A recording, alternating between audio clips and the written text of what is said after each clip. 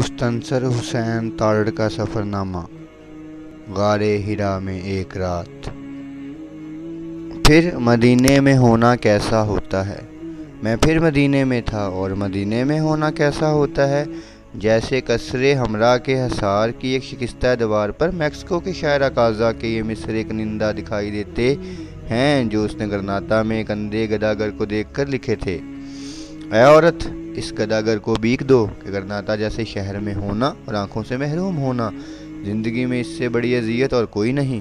تو وہ گرناطہ تو محض ایک کومپل تھی، تو محض ایک کومپل کی اس شجرے گل ریز سے کیا نسبت جس کی شاخوں سے ایسی گرناطہ جیسی ہزاروں کومپلیں پھوٹی تھی۔ اے گرناطہ، اے کومپل اگر ایسی تھی تو جس شجرے مدینہ سے وہ پھوٹی تھی وہ کیسا ہوگا۔